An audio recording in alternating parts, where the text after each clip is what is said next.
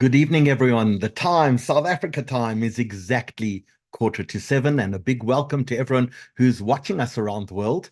The last one we did of these was just before Pesach, and we did an amazing Pesach cooking webinar, including Sfadi cooking. So it's wonderful to be back. And tonight, of course, we're going to be talking about some very deep, interesting and heart-wrenching decisions that leaders have to make in life. So a big welcome to everyone around the world who's watching us. Please let us know in the chat where you're watching us from. If you're watching us on Instagram, on YouTube, on Zoom, or on Facebook, don't forget, you can always talk to us through the chat section of each of those platforms, or alternatively, if you're watching us on Zoom, don't forget there's a specific Q&A section as well that you can utilize. So a big welcome to everyone watching around the world. This is our 167th webinar. Hard to believe that approximately 4 years ago, when we began these at the start of COVID, we thought we'd do a one-off webinar, and that would be it, and we'd give people some medical advice about how to deal with COVID, and then they could go and get on with their lives. And who would have thought that 4 years later, having been watched now over 5 million times, that these webinars would have continued and been so successful. So our two largest webinars that we've done in the last few years, bizarrely, our webinar on ivermectin had more than 1 million people watching, and Douglas Murray 3 weeks ago has had more than 650,000 people watching us on YouTube. And a big welcome tonight to Gershon Baskin. Gershon, welcome. You've been Thank you. hard to pin down, but it just shows you what determination actually does for you. That's right. You have to be So determined as if you're negotiating with Hamas. you know, I think we couldn't have timed tonight's webinar any better, because we seem to be potentially on the verge of a breakthrough. But of course, we seem to No, be on the verge of a breakthrough every night. no, it looks more like we're on the verge of a breakdown, not a breakthrough. Ah, that is not good news. But so we No. always do pre-chat. We're going live in about 10 minutes. But as people join us, and we're broadcasting tonight on YouTube, on Facebook, on Instagram, and on Zoom. So we have people spread, and we've had thousands and thousands of people who've already pre-registered for Wow. tonight's event. So you've got a massive audience. But I want to talk to you because we met for the first time about 12 years ago during your visit to South Africa. Is that your only visit to South Africa? I've been to South Africa, I think, 3 times. Um, I think 12 years ago I was there with Limud, if I remember Correct. correctly. Right. So I've been there 2 other times besides that. Holiday or work?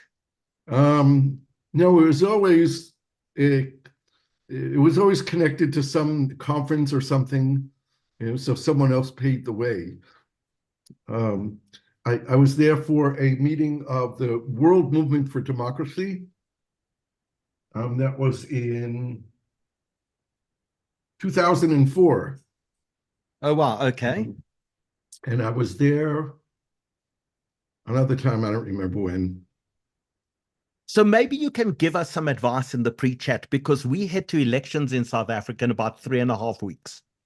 And for the first time since the dawn of democracy in South Africa, in our 30 years of democracy, it looks like no political party will win an outright majority when it comes to the elections. Now, you in Israel have had a lot of experience, maybe good and bad, in putting Mostly together, bad. mostly Mostly bad. bad, but Right. but putting together coalitions is not an easy thing, and we've never really done this before on a national level before. Are there Mhm. any principles, seeing you've been out and you've spoken and looked at our issues of democracy, are there any issues or principles that you would like to give us advice on and guidance of?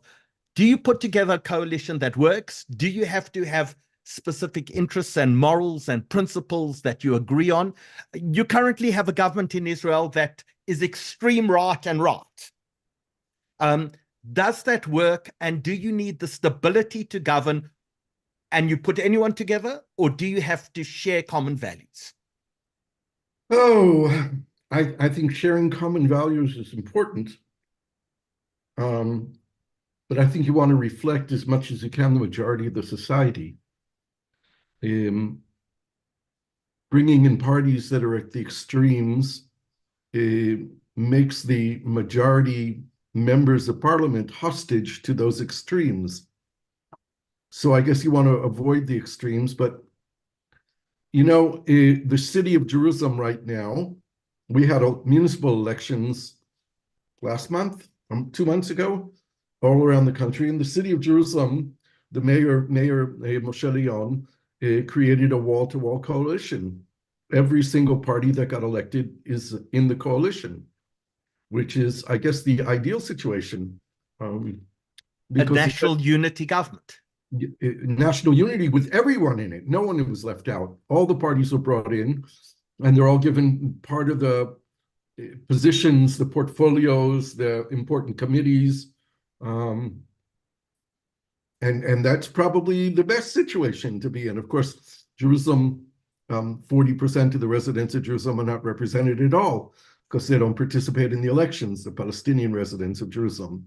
But 60% of the residents of Jerusalem are Jewish, and all the factions were brought into a coalition. That I suppose is the best you can hope for.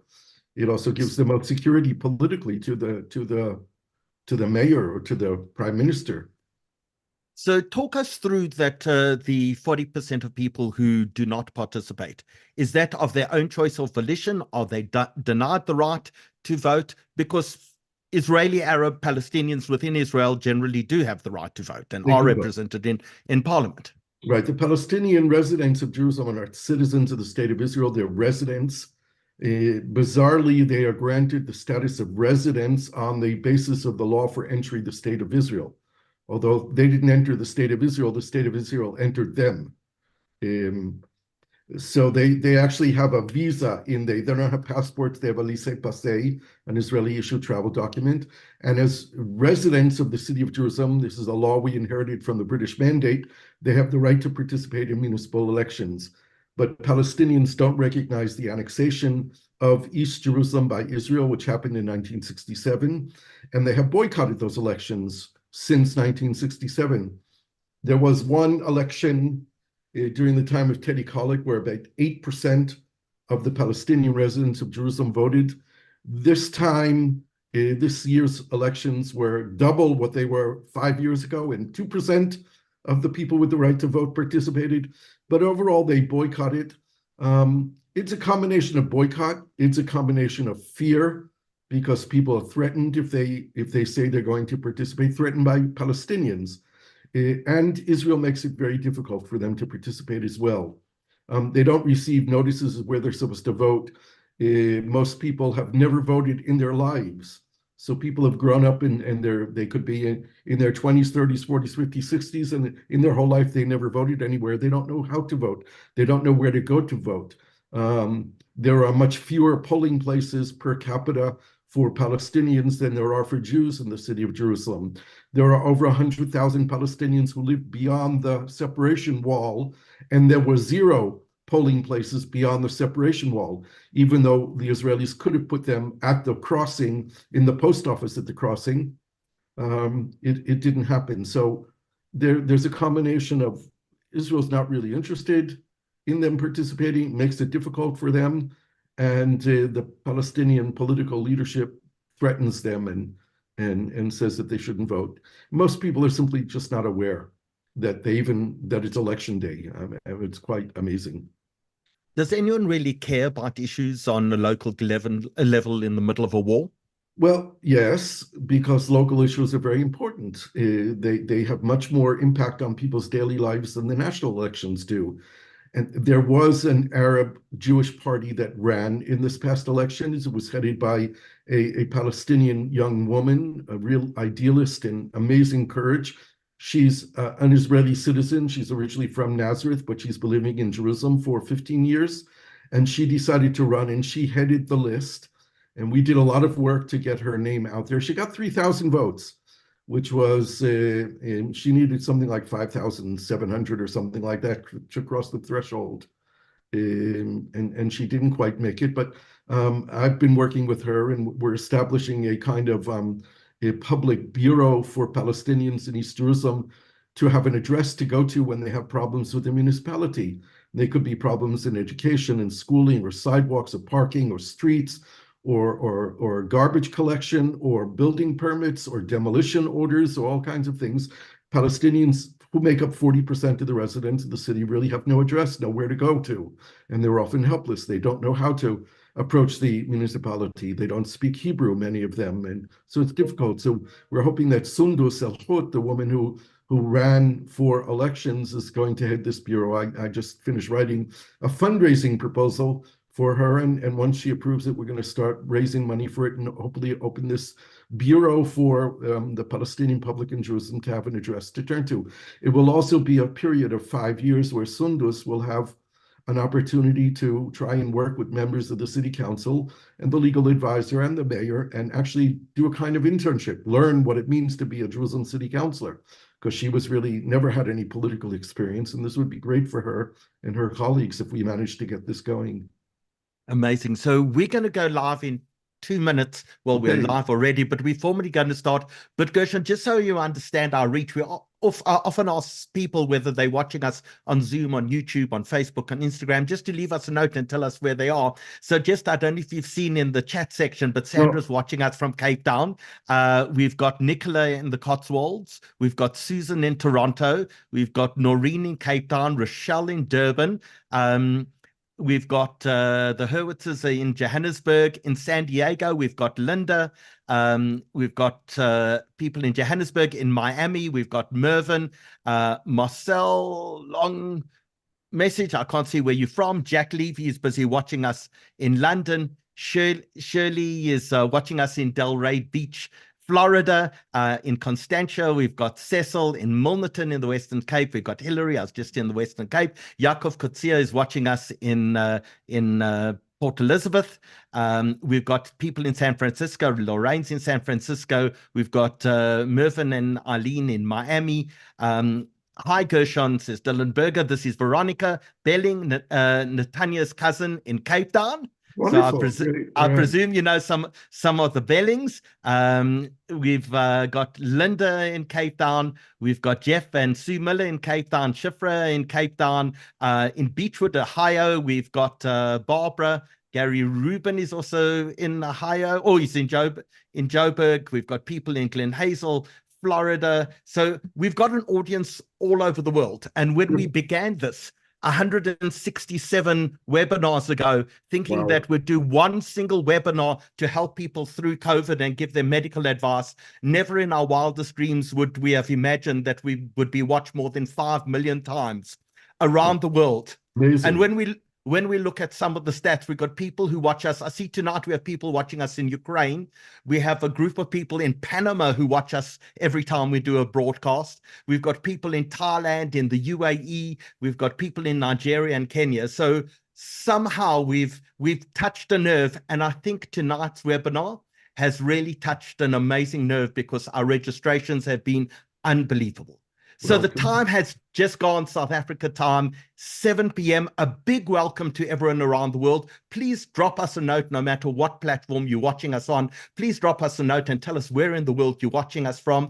And please remember as well that this is a dialogue. It's not a monologue. Whether you're watching on YouTube, on Facebook, or Instagram, or on Zoom, please remember there's a chat function, there's a Q&A function, and Dylan is there tonight to bring all of your questions and your comments across, because we've got some really important questions to ask Gershon, and he's got an amazing story to tell us as well, which is probably now more relevant than ever before. So just before we begin, just a reminder that these webinars are brought to you by the South African Jewish Report. We distribute free of charge every Wednesday. The last 2 weeks have been Chagim, so we haven't had editions since Pesach, but our latest edition comes out this coming Wednesday. Dylan, show us what was in our Pesach edition. You probably won't be able to pick up a hard copy at the moment because we're probably distributed out around the country, but generally you can pick us up at Pick and Pays and Diskems and Checkers and your local supermarket, your local kosher restaurant. You can look for us at your school. You can look for us really in most shopping centers around the country where there's a Jewish population. We distribute in approximately 240 locations around the country. Of course, big news in South Africa. coming up this coming week. There's a big, what they call anti-apartheid conference, an anti-Israel, anti-Zionist conference, which supposedly is going to be addressed by President Cyril Ramaphosa this coming week in Johannesburg. Watch out for information in this coming week's edition of the Jewish Report newspaper, which will be distributed online on Wednesday evening. And of course, you can always go onto our website and download either the entire edition of the newspaper, or alternatively, if not the entire edition, you can click on the individual stories and you can find us on sajr.co.za. You can find us on the website at any point in time, and all of our old editions are available there on that website as well. Also, a reminder that all of our webinars are available both on YouTube, and if you want a short, easy access to them, on our website, sajr.co.za, just click on webinars and you'll be able to see some of the amazing webinars that we did. Gershon, we did a fantastic one on Sylvia, the Mossad spy who came from South Africa, watched hundreds and hundreds of thousands of times. Douglas Murray watched more than 650,000 times. So we've certainly had some amazing webinars, and we expect tonight to be equally popular as we go through. Also, our next webinar, we are now 2.5 weeks away, or 3.5 weeks away from our next elections. Our elections are on the 29th of May. And come Sunday, the 19th of May, we're going to be talking about what to expect from those elections. You can go and, in fact, register now. It's a bit.ly link, and it's bit.ly/JR Live 168, I think it is. Dylan, your controls are blocking the screen, but I think it's bit.ly 168. You can go and register. And tonight's broadcast is sponsored, thank you, by two companies who've been unbelievably generous in helping us pay for our Zoom licenses this evening. Of course, everyone involved in this is doing it free of charge, and a huge thank you to Gershon, who's given up his Sunday evening to spend with us as well. But let us show you two very quick adverts of our two sponsors tonight. Our first being Mantis Security, our second being Sky Fans. Let's show those adverts quickly, and then we're going to begin. Gershon, we've got a remarkable story to hear tonight, and some very important questions that we need to ask you.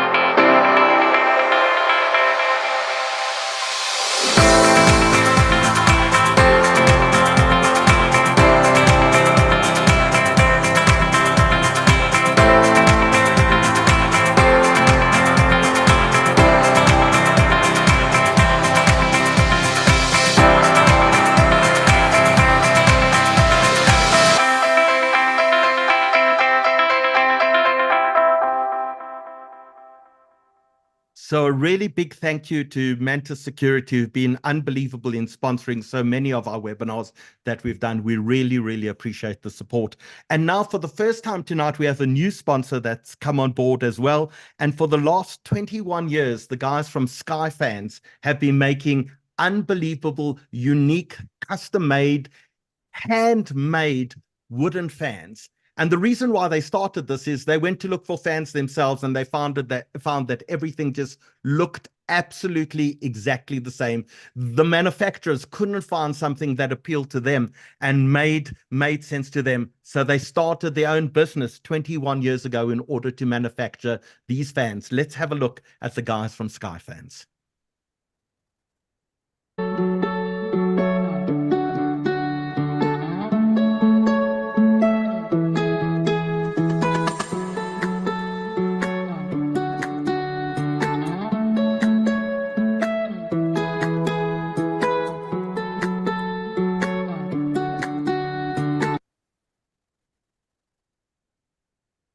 And Dylan, if you could just put up all the details of Sky Fan, so if people need a Sky Fan for their home, please, if you could put in the chats on all our platforms, we'd really appreciate that.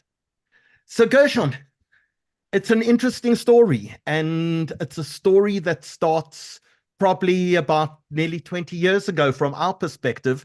But before that story begins, let's understand who you are. I've heard you describe yourself as a peacenik. You're clearly born in America. The accent gives it away. You make Aliyah to Israel. You're clearly on the left of the spectrum. Tell us who you are and how you get to the story that we're going to tell this evening. Okay, well, thank you, and good evening, everyone, from Jerusalem. Um, I suppose my story of what I've been doing in my whole life begins when I was a youngster growing up in America in a very Jewish neighborhood, from a Jewish family, not a religious family, but a very Jewish identified family. At the end of the 1960s, I suppose we could say, I was born in 1956. Already from the age of 12, I was out demonstrating for civil rights and against the war in Vietnam. And to make this a very long story, very short, at the age of 14, my family moved from a very Jewish neighborhood to a very non-Jewish neighborhood. And it was the first time that I experienced not being a majority. There were only 3% Jews in the high school I went to. And in my first week in school, I met a young Jewish guy who had come back from Israel and was starting a chapter of a Zionist movement in our town, Young Judea, the largest Zionist movement that was in the United States. And he invited me to join. I didn't know much about it. I didn't know what Zionism was about. I had visited Israel for my bar mitzvah. That was something that I asked my parents for, and I don't really know where that comes from. But it was my impetus that brought us to Israel when I was 13. But here I was in high school, joining a Zionist youth movement, I think mainly because I thought it'd be a good place to meet Jewish girls. But I got very involved. It was very interesting. It was intellectually challenging. Within a year, I was elected to the regional executive board of the movement. By my last year in high school, I was the president of Long Island Young Judea. And sometime around that time, my general political outlook and the understanding that Israel was a land engaged in conflict with its Arab neighbors and had a question of the Palestinians who were living under Israeli control, I began to think about what that meant. I spent a year in Israel on the Young Judea year course, very intensive Zionist education program for a year, half a year on a kibbutz and half a year in Jerusalem, learning about Israel and thinking about my future. At that point, I already knew that Israel was my home and it was where the place I would end up. My parents sort of forced me to go back to America to at least do a BA at university, which I did. But during the time I was studying, I lived with members of the movement together. We shared a common house and all worked in the movement while we were students at the university. And in 1975, I think it was, I wrote my first op-ed article in a Jewish newspaper out of Berkeley, California, called The Jewish Radical. And the article called for Israel to recognize the right of the Palestinian people to establish a state of their own and for there to be a two-state solution. Now, in 1975, there were less than 2% of Israelis who thought that the solution should be a two-state solution, as we now call it. But it seemed to me to be quite evident because I learned that Israel was the democratic nation state of the Jewish people. And that meant something. It meant that Israel is built on two pillars, one being a Jewish state and one being a democratic state. And Israel occupying another people and denying their right to self-determination, the right that we demanded for ourselves, and clashed with the values of the two pillars of Israeli society. I started studying more and more about the Middle East, history and politics. And the more and more I developed my understanding of what the conflict was about, the more I encountered Israelis who, when I presented them with my opinions, told me that I didn't really have the right to talk, that I was a stupid, naive American. And people kept telling me, you don't know them. Them, of course, being the Arabs. Now, I was not aware enough or intelligent enough at the time to say, well, how do you know them? Because had I asked that question, I would have discovered that they didn't know them, but they thought that they did or could say that they did.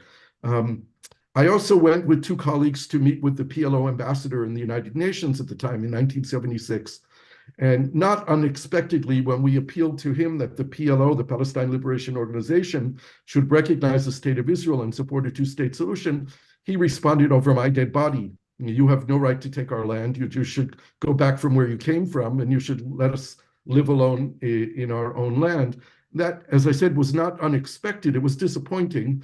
But in my heart of hearts, I knew that a time would come when the Palestinians would recognize that their struggle against the existence of Israel is futile. Israel's not going away, and they would have to come to terms with Israel. That's what I believe then, and we'll get into more of what we've experienced over this last war a little bit into the discussion. But when I heard that, I understood that in order for me, one, to have credibility in the eyes of Israelis, I needed to have some experience which would afford me the ability to say, I know them and I know them better than you. And secondly, I needed to find something to do that would give me an entry point into political life in Israel as I moved there in 1978 at the age of 22 after finishing my BA. I'd initially thought that I would do a master's degree at the American University of Beirut, and I applied and got accepted, but the Civil War was going on and it was quite dangerous. And even I wasn't that crazy at that time. But I heard about a Reform rabbi who was a kind of radical guy who had done a lot of community work in Harlem, in New York City. And he had been in Israel at the time of the Land Day demonstrations in March of 1976, which time the first mass demonstrations of Israeli Arab citizens of Israel had demonstrated against land expropriations in the Galilee by the state of Israel. And at the end of that day of demonstrations, the Israeli police had killed 6 young Arab citizens of Israel. And since that time of 1976, every March 30th marks Land Day in Israel. Well, this rabbi, Bruce Cohen, decided that he was going to adopt community work principles to the Israeli Arab conflict, or to more correctly, to working on the issue of citizenship in Israel. At that time, there were 18% of the citizens of Israel were Arabs, Palestinian Arabs. 1 out of every 6 Israelis was an Arab. Today, it's 1 out of every 5. And he created a program called Interns for Peace, which recruited young American Jewish university graduates to move to Israel and to live in Arab villages for 2 years and engage in community work and building bridges to nearby Jewish communities. They had an office in New York City, not far from where I was studying at New York University. I went in, signed up, and I essentially made Aliyah to an Arab village in Israel. I spent 2 years living in this Arab village doing community work, learning so much more than I ever gave to the village. It was clearly a learning experience for me. One of the things that I learned when I was there was that the state of Israel, which called itself a democracy and preached equality, had in fact no one working at the governmental level to improve the relations between the Jewish and Arab citizens of the state of Israel. And at the time, Menachem Begin was prime minister, and I was thinking about what I was going to do when I finished my 2-year volunteers working in the Arab village. I wrote a letter to Prime Minister Begin, and I was actually invited to come to Jerusalem to the prime minister's office and spend a meeting with the advisor on Arab affairs to the prime minister. And it was at that time that I proposed to him to create a job for myself. And I actually, 14 months later, became the first civil servant in Israel responsible for Jewish-Arab relations. I worked in the Ministry of Education. I was just a kid, and I was given a high-level position with full access to the entire Ministry of Education. And I helped to create a department, a national education department for democracy and coexistence. And that was a state education committee that I was a member of. And through the ministry and the Prime Minister's office, I created the Institute for Education for Jewish-Arab Coexistence, which in 1981 was born, and I became its director.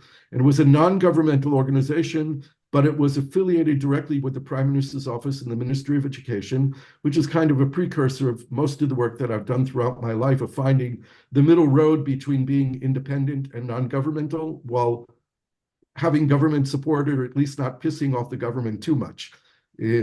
So I actually had 4 board members on my board of directors, 2 from the Ministry of Education and 2 from the Prime Minister's office, in this non-governmental organization, which allowed me to do the work that I started to do in the Ministry of Education, but I had money to do it with when it was funded by the German government through the Prime Minister's office. I did that work for 7 years. It was focused on building equality between the Jewish and Arab citizens of Israel. But in my heart of hearts, what I really wanted to do was engage in the cross-boundary work. But I remembered very clearly the words of the Palestinian ambassador in New York who said, "Over my dead body." But in the end of 1987, the first Intifada broke out. I won't go into all the details how it started, but the unified leadership of the Intifada, as it was called, began issuing leaflets, political statements, and declarations of actions that they wanted Palestinians to take. All of a sudden, after 20 years of Israel having conquered the West Bank, East Jerusalem, and the Gaza Strip, the territories were inflamed with political action and protest and demonstrations, a lot of it nonviolence or small use of violence, mostly stones thrown by youngsters at Israeli soldiers. And they began issuing these political statements, and I began reading them. And it was a very different language than the language I heard of the PLO ambassador. And in March of 1988, 4 months into the first Intifada, I decided to go to the Dheisheh refugee camp south of Bethlehem, which is the largest refugee camp in the West Bank, just south of where I was living in South Jerusalem in Talpiot. So I got on my Vespa motorcycle and drove to the Dheisheh refugee camp one Saturday morning. And I got into the refugee camp, into the school parking lot. It was a United Nations school. I took off my helmet, and immediately these young people approached me and said, "Who are you and what are you doing?" And in my broken Arabic, I explained to them that I'm an Israeli and I came to listen. I want to understand what this Intifada is, what you're fighting for, what's it all about. And we stood in the parking lot for about 20 minutes talking, and then someone said, "Yalla, come to my house." And I walked into the refugee camp with these young people, went into a home, and about 30 people gathered into a crowded one-room house. And I spent 6 hours there that day. When I left the camp, I was buzzing with energy because after 6 hours of talking to all these young people, not one of them said to me what the PLO ambassador said: "You have no right to be here." What they said was, Israel needs to end its occupation over the lands it conquered in 67 and allow us to have an independent state. We'll live in peace next to you. And that was really new. That was revolutionary. So I got home and I wrote a letter of resignation to my board of directors. The next week, I went to East Jerusalem and published an advertisement in 3 Palestinian newspapers, which said, "If you believe in the two-state solution, you believe that Palestinians and Israelis can work together, you're curious about this ad, give me a call." I left my phone number. Here's cultural ignorance. I published the advertisements on a Friday in the newspaper, because in Israel, Friday is the day when most Israelis buy newspapers. Even people who don't read it during the week, on Friday buy a newspaper. In Palestine, it's exactly the opposite. It's the day when the least number of newspapers are sold. Cultural unawareness. But nonetheless, by Saturday night, I received 63 phone calls. I scheduled appointments with anyone who was willing to talk to me. During the next week, I took a table in the American Colony Hotel courtyard and met with 23 people. I prepared a 1.5-page paper which said the Israeli-Palestinian conflict used to be existential. It was either us or you. Now it's a conflict about issues. And I suggested that there were 7 issues in conflict: the issue of Palestinian statehood and the nature of its sovereignty, the borders between the 2 states, the future of Jerusalem, the issue of Palestinian refugees, the physical connection between the West Bank and the Gaza Strip, the nature of economic relations, and the question of water. And what I said is, these are the issues in conflict. In order to have peace, we have to resolve all of these issues. If we resolve 6 and leave 1 unresolved, Jerusalem, refugees, what it is, there's no peace. It's a package deal. Then I proposed that the best way to go about this is to create a joint Israeli-Palestinian institution where we're working together, side by side, shoulder to shoulder in the same office, organizing working groups of professionals where the starting point for the discussions is the acceptance of the two-state solution. Then we figure out how to do it. So over the next 24 years, where I co-directed this institution, IPCRI, the Israel-Palestine Center for Research and Information, we ran more than 2,000 working groups of Israeli and Palestinian professionals on every question concerning the Israeli-Palestinian relationship. I also had the opportunity during that period of time to become an advisor to a team of intelligence officers to Yitzhak Rabin on the peace process. I was a member of the experts committee under Prime Minister Barak on the future of Jerusalem before the talks that took place in Taba in January of 2001. And of course, later I opened up a secret back channel to Hamas, which led to the negotiations that eventually led to the breakthrough, bringing Gilad Shalit home from captivity after 5 years and 4 months. That's the big story. I spent 6 years after I left IPCRI trying to bring commercial scale solar energy to Palestine, spent more than $500,000 and really didn't succeed because of the dysfunctional nature of Palestinian governance. And over the last couple of years, I've been working under the hat of a British non-governmental organization called International Communities Organization that works in conflict zones with failed peace processes. So I found my place. And this is the mother of all conflicts and the mother of all failures. And that's what I've been doing over the last couple of years. You shouldn't feel bad because my master's degree is in international conflict resolution, and I was taught by someone called Herb Kalman, who was I one know of the her, great, Calvin nephew. one of the Zichrono great, Livracha. absolutely He one was a of the great great man. experts. And he started his first lecture by saying, "I've devoted my life to solving two problems: the Cyprus problem." The Israeli-Palestinian problem. You can see how successful I've been in Right. life. Yes. Well, I haven't given up yet. And Herb did it to his last day. And of course, it's sad that he passed away, but there is an institute that continues his work on his name. So, Gershon, because of who you are and because of the contacts you have and the work that you did, it placed you in a very unique position to have contacts, international contacts, which the average Israeli and even the Israeli government didn't have. You were able to reach across to people like Hamas. Tell us how your relationship with individuals in Hamas originally began. Well, the story begins with actually a very sad beginning. In September 2005, one of my wife's first cousins was kidnapped and killed by Hamas. My wife comes from an Iraqi family. She had 36 first cousins. I come from a good Ashkenazi family of two first cousins. So the difference between our two families. But Sasson Noriel was one of my wife's first cousins who she basically grew up with in Netanya at the time. And he had a candy factory outside of Jerusalem. And the short story is that he had a Palestinian worker who he went home with one day because there was a factory in Ramallah, presumably, that had gone bankrupt and the equipment was for sale. And Sasson went home with him and never came back. I was attending a conference that I organized in Switzerland at the time on the future of Jerusalem. My wife called me and told me that Sasson was missing, and the family wanted to know if I could use my contacts to see if we can locate him. I called my Palestinian partner in Jerusalem who went to Ramallah and looked for him and didn't find him. And a few days later, Hamas published a video of Sasson who had been tortured. He was Iraqi Jew, spoke Arabic, and he, in Arabic, said that if Israel released Palestinian prisoners in exchange for his life, he would be freed. And I guess the terrorist knew that the Israeli security were on their trail, and they killed him with a butcher's knife and threw his body on the side of the road. At Sasson's funeral, attended by over 1,000 people in Jerusalem, I stood over his grave crying like everyone else and swore to myself that if ever again something like this happened, I would do everything humanly possible to save a human life. Fast forward, in the beginning of 2006, Palestinians had parliamentary elections, and Hamas won those elections. And the reality of the existence of Hamas was very clear. I'd been working with Palestinians for more than 20 years, never met anyone from Hamas. I was attending a conference soon afterwards in Cairo, a World Bank conference on Eastern Mediterranean economic development. And at the conference, a Palestinian economist from the Fatah University in Gaza approached me with someone else and said, Gershon, I want you to meet my colleague. He's a professor at the Islamic University in Gaza, professor of economics.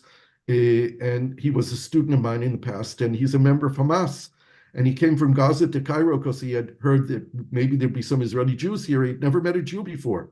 I'd never met anyone from Hamas before. During the next 2 days, we spent about 6 hours in dialogue. It reminded me very much of the conversation that we had with the PLO ambassador back in 1975. It was like a non-starter. There was nothing that we agreed on. But at the end of the conference, I proposed to his name was Professor Mohammed Migdad. I proposed to Professor Migdad that this discussion was interesting and we should keep going at it. And I proposed to him that he put together a group of his colleagues and I would put together a group of Israelis. I told him that I would find some country that would host us. That was a challenge, but I found 4 countries that were willing to host us. And the first country was actually Russia, had the most appealing invitation to us. And the Russians asked me to get copies of the passports from the people from Hamas in Gaza so they could prepare their visas. And I contacted Professor Migdad, and he told me, okay, he would send them. And I waited a day, 2 days, a week, 2 weeks, and they didn't come. And he told me there was a problem. People are scared. So I went down to Gaza. We could still go to Gaza at that time. I also have a press card, which enabled me to enter Gaza. And I met with him and his colleagues at the university. And they said that if they didn't have a clearance from the political leadership of Hamas, they couldn't attend. So we got in Professor Migdad's car. We drove to the Hamas's prime minister's office. Here I am, an Israeli, have to show them my ID as I enter the prime minister's office, Ismail Haniya, and they look at my ID and give it back to me and say, welcome. And we spent 2 hours with one of the political advisors to the Hamas prime minister, a man named Dr. Ahmed Youssef. And at the end of our 2-hour conversation, Ahmed Youssef said he would join the group. So I left Gaza that day thinking, voila, this is going to happen. We're going to have this dialogue. And then I waited a day and 2 days and a week and 2 weeks, and they didn't come. And Professor Migdad told me that the Hamas leadership outside in Damascus, Khalid Mashal, had put a veto on this. But nonetheless, I invited Professor Migdad to attend an Israeli-Palestinian meeting I organized in Istanbul, and we arranged for him to fly to Istanbul. And it was first time participating in a meeting like this. June 25th or 26th, I don't remember the date now, there's a cross-border attack on the Kerem Shalom army base. 2 Israeli soldiers are killed, another is abducted. Took an hour before the army even knew they were missing a soldier. Gilad Shalit was taken off into Gaza. Israel began a military operation called Summer Rains, where they bombed the electric plant, they bombed roads and bridges, basically to try and prevent from Hamas to take him out of Gaza.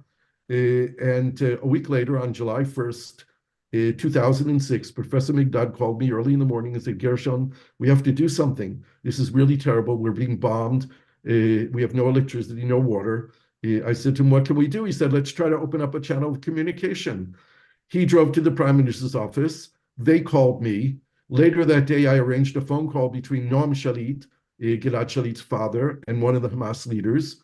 And that began my engagement in negotiations. The next day, the Shalit family came to Jerusalem, and I said to them, to Noam and Aviva Shalit, that I would be with them until the day that Gilad returns home. A few days later, we have a cross-boundary attack on the Lebanese border, and 2 Israelis are abducted into Lebanon. We have a war going on in the north, a war going on in the south. Ehud Olmert is prime minister. He wouldn't talk to me. I called his daughter and asked if she would be a conduit for delivering messages from Hamas to the prime minister, and she agreed.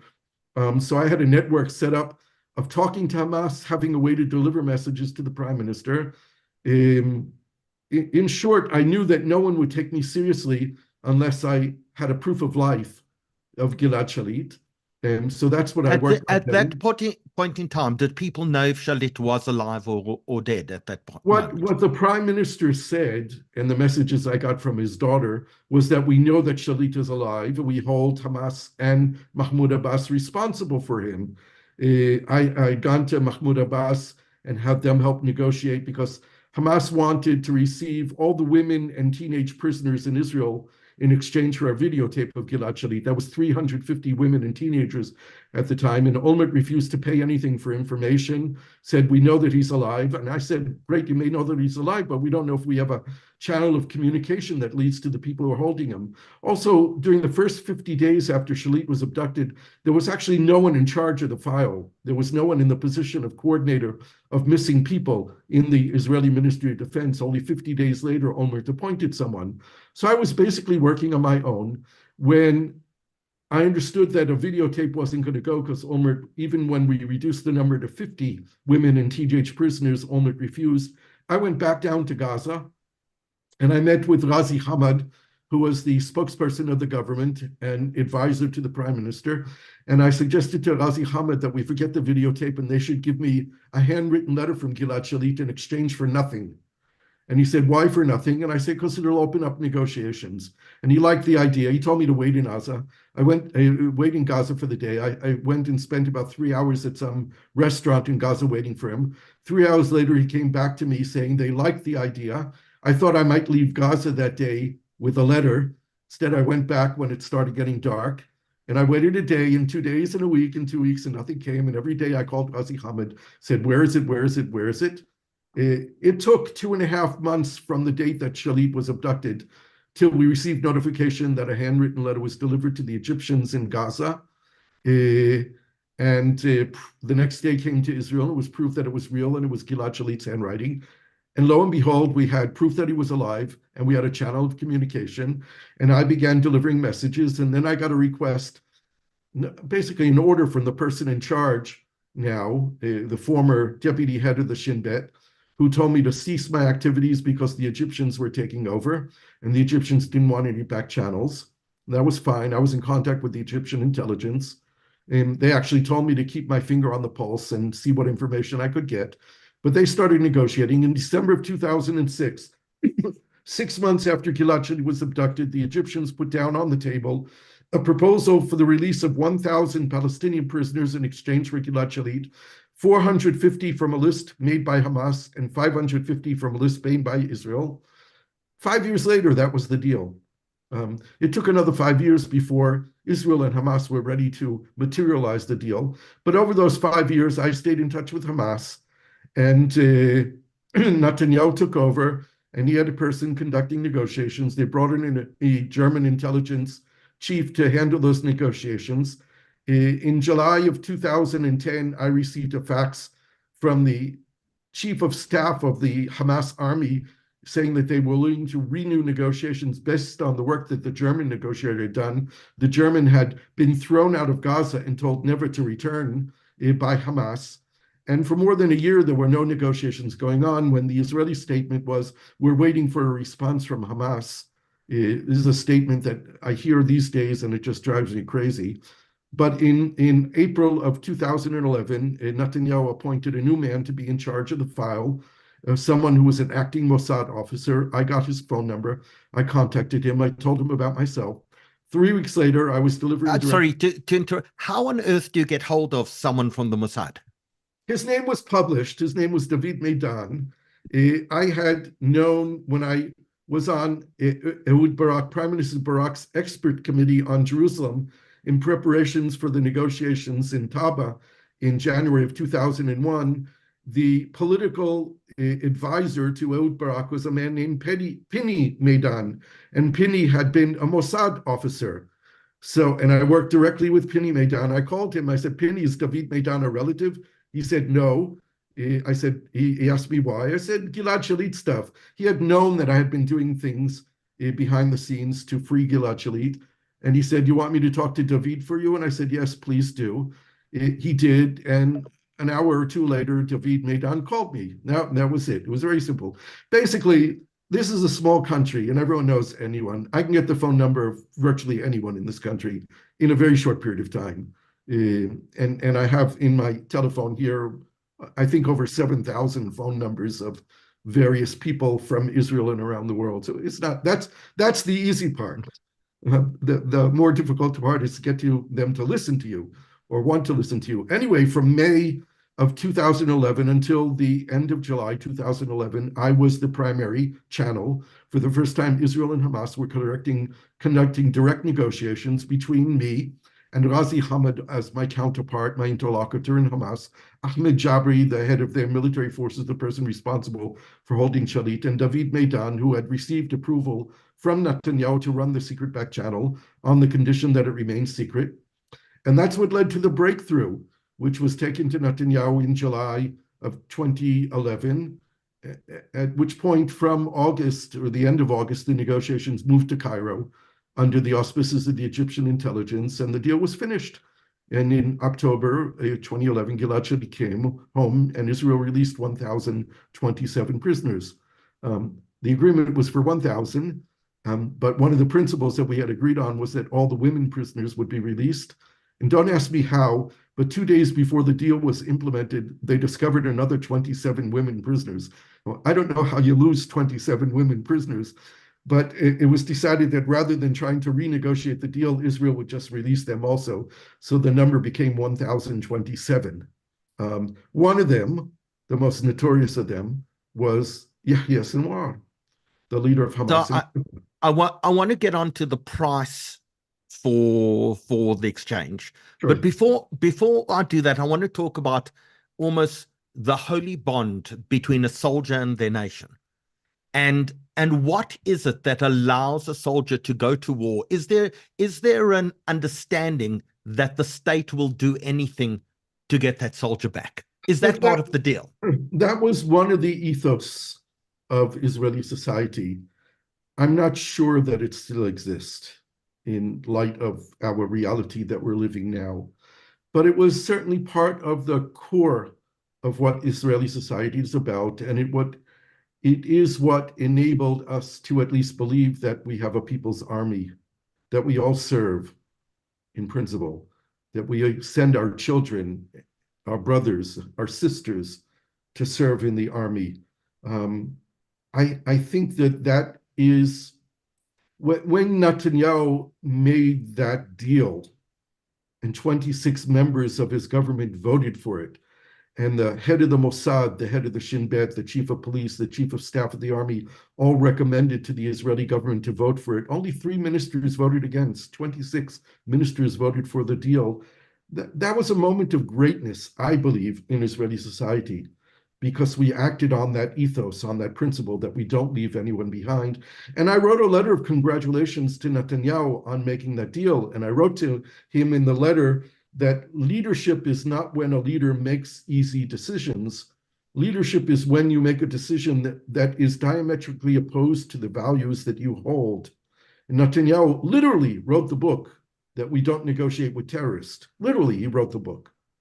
And he had to negotiate between these values on the scale of not negotiating with terrorists and not leaving anyone behind. And he essentially ruled against himself. And that was a leadership decision. I think it was motivated by a lot of other things. And we know in hindsight, or I know in hindsight, that one of the deciding factors in that decision made by him was that his wife told him to bring him home. The Shalit family held their Pesach Seder on the street in front of the prime minister's office. And as the story was told to me by David Meidan, Sarah Netanyahu looked outside the window, saw them sitting on the street. It was a very sad scene. My family had gone to them before our own Seder to wish them well and hope for Gilad to come home. And Sarah simply turned to Bibi and said, bring him home. And that was enough to convince Netanyahu. When David Meidan took the position during Chol HaMoed Pesach in 2011, David Meidan, who was a very important Mossad officer, said to him, listen, Mr. Prime Minister, I'm willing to take the job, but I want to know what the mandate is. And I want to know that I have freedom to act. And Bibi said, your mandate is to bring him home. That was it. He wasn't given any red lines. He wasn't given any restrictions. He wasn't told what he's not allowed to say. Netanyahu simply said to him, bring him home. And that's what David Meidan did. So he comes home. It's taken nearly 5.5 years to bring him home. Before we go on to the issues of the price, it does have public support as well. It's not just political support Almost at the time. 80% of the public supported it. Almost 80%, which is remarkable because now if you do surveys and ask people who are of the age, did you support the Shalit deal? You'll get less than 50% of people who will say they supported it. But in real time, it was almost 80%. And tell us a little about him coming home, about Gilad Shalit himself, and then we're going to go and talk about the price for the deal. There was a whole festival in Israel of Gilad Shalit coming home, and everyone was watching it. You know, when David Meidan, I met him face to face for the first time, and he had been approached by a lot of different people with different motivations for doing what they were doing. He asked me, what do you want? And I said, I don't want anything. I want to help bring Gilad Shalit home. He said, but really, money, what is it you want? I said, listen, David, I have one request. I would like to be at the border when Gilad Shalit crosses over. And on the morning of October 18th, when Gilad Shalit came home, David Maidan called me early in the morning and said to me, Gershon, I'm really sorry. Bibi said no. It was just so common, so Netanyahu. He wanted to be the limelight, the focus point, and didn't want anyone there to overshadow him in any way. You saw the pictures. David Maidan was way in the back. No one even noticed David Maidan. He was the guy who was responsible, but Bibi was there taking all the credit. Anyway, Gilad Shalit, there was a festival. I mean, the news people, the paparazzi were camped outside of his house. He lives in a small village way up on the Lebanese border. And every movement to Gilad, he went outside of his house. He went on a bicycle ride. He took a walk in the forest with his father. Everything was being reported. And I stayed away. After 3 weeks, the media attention went away, and I contacted the Shalit family and said I wanted to come and visit. My wife and I went to visit him. Gilad was emaciated. He was very pale. He could barely still open up his eyes. He had gone for a very long surgery. He had 8 pieces of shrapnel embedded into his arm that he was wounded, and it was never really treated. He had lost use in 2 of his fingers from the shrapnel wounds. He had gone for a very long dental appointment. He hadn't seen a dentist in 5 years and 5.5 years. So he did not look well, but I saw him, and we continued to communicate. I arranged to meet him a couple of months later. Took him for lunch in Tel Aviv. By this time, he was already more back to himself. And I heard a lot of the stories of what he went through, all the kinds of things that were never published. And one of the things that the people who advised Gilad told him was, you don't run to the press, don't tell your story, keep it to yourself. You want to look at the future. You don't want to keep reliving the past. And Gilad he was a very private person. He was very introverted. He survived with enormous amount of, I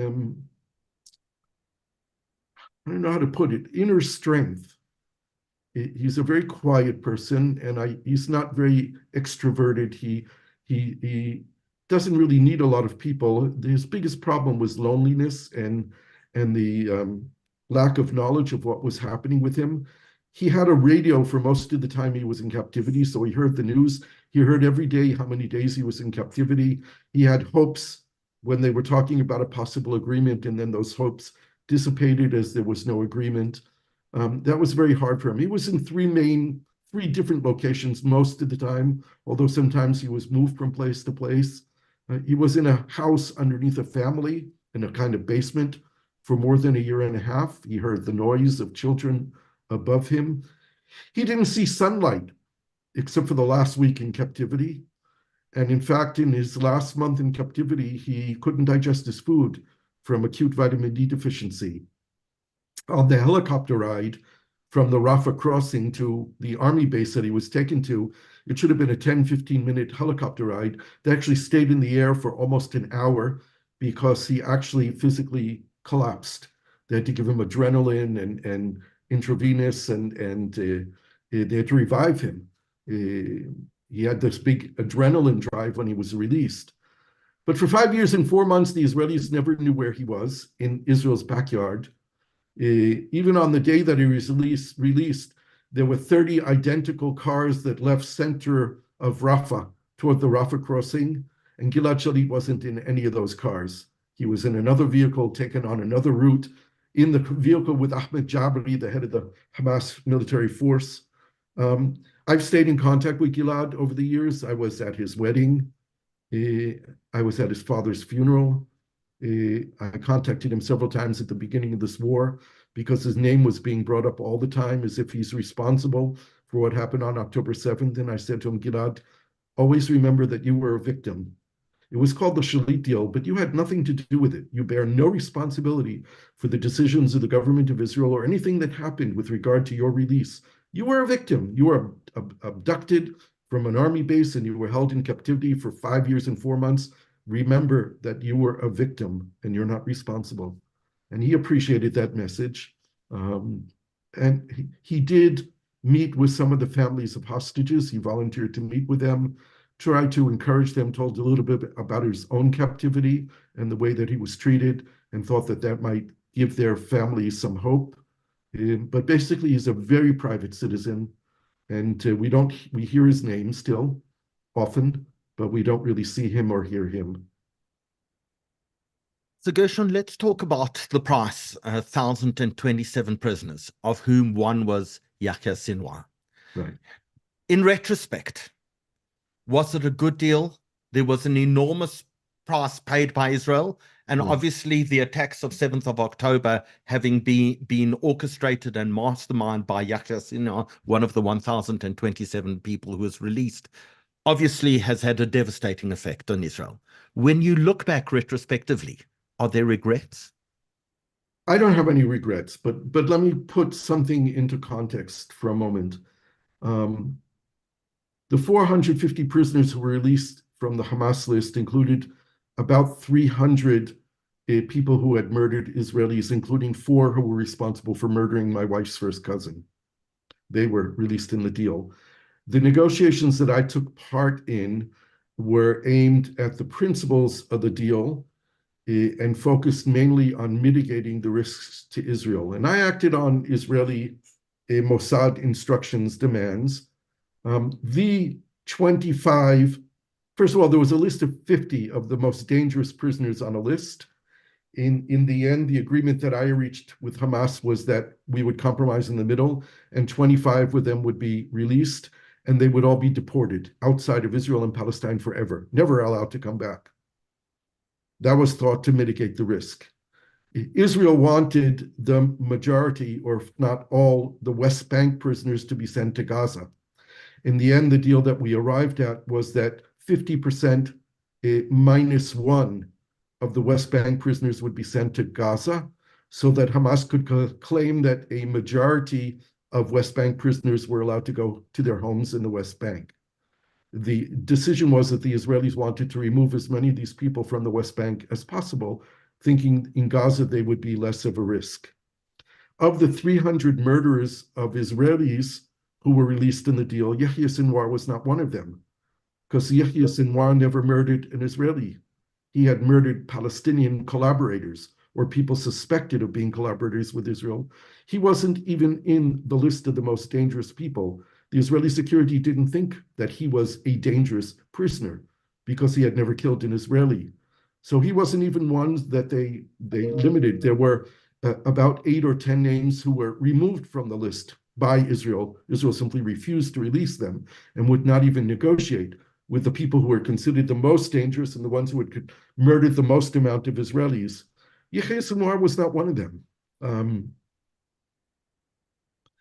In fact, I'll get to that in a moment. There was no other deal possible to bring Gilad Shalit home. And another month in captivity, Gilad Shalit would have been dead from malnutrition because he couldn't absorb the food that he was eating anymore. And that would have destroyed what we believe is part of our society, that we don't leave anyone home. Hamas knew it as well. Gilad Shalit had value as long as he was alive. A dead Gilad Shalit wouldn't be valuable to them. And there was an opportunity, the stars had aligned because there were new people in all the security positions in Israel. Netanyahu had made the decision to bring him home. Hamas was ready to make this deal. They had made compromises like exiling terrorists and sending terrorists to Gaza. And it had to be done. I had nothing to do with the selections of the names, and I'm not avoiding responsibility here.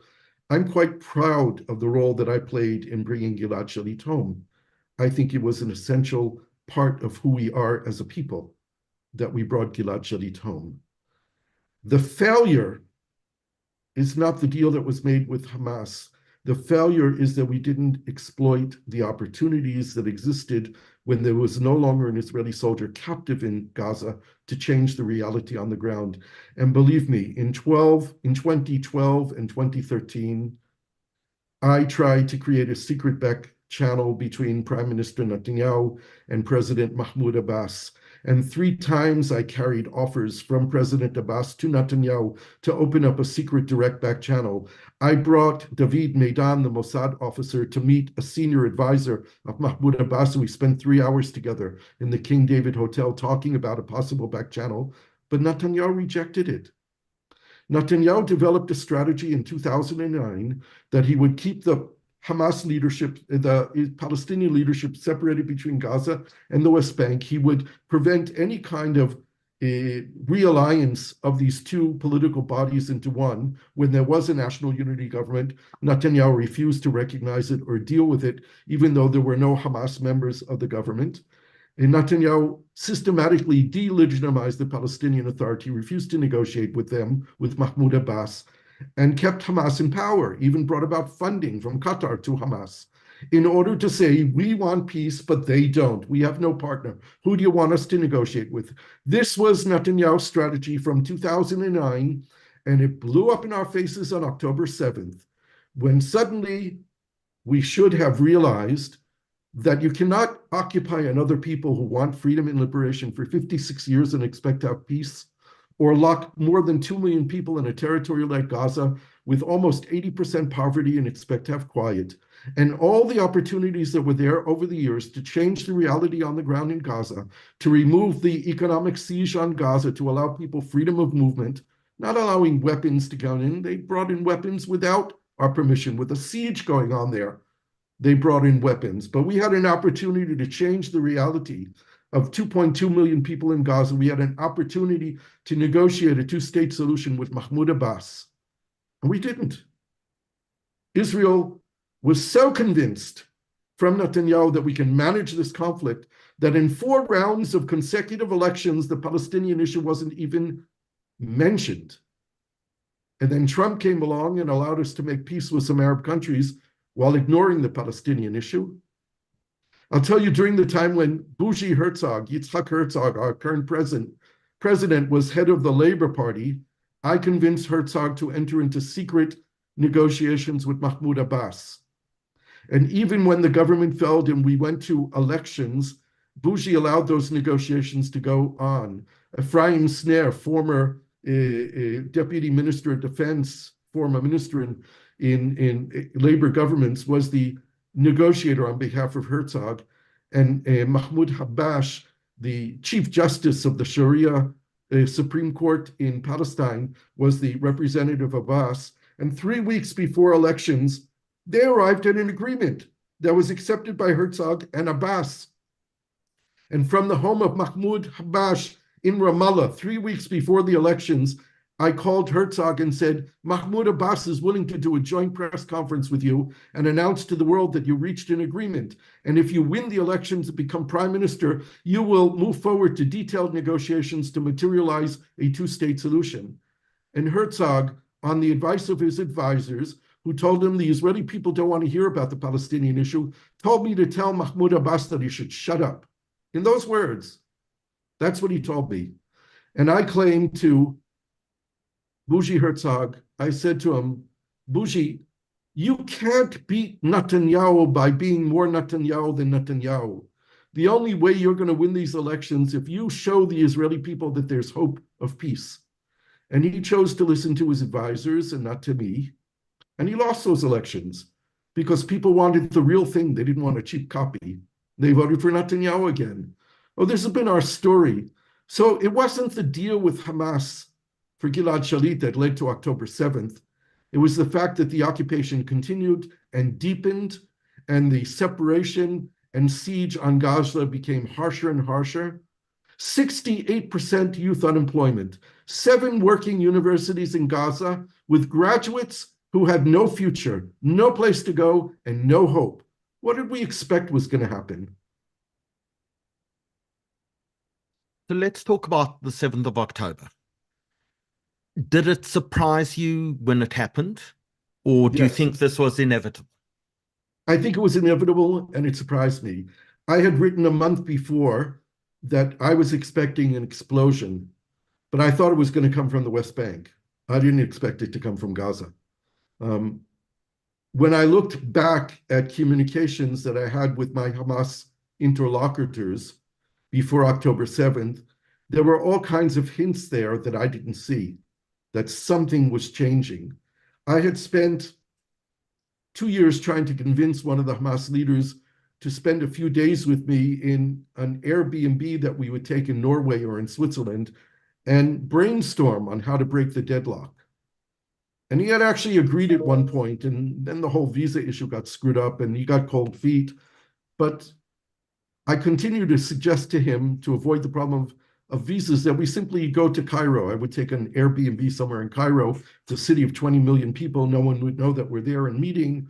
And at one point, several months before October, he said to me, for the first time in all the years that I've been talking to him, he said, I can't. He never said to me, I can't. I can't talk to you. I can't meet with you. And in hindsight, I read it back and understood that something, in real time, I didn't understand that something had changed. He was part of the planning.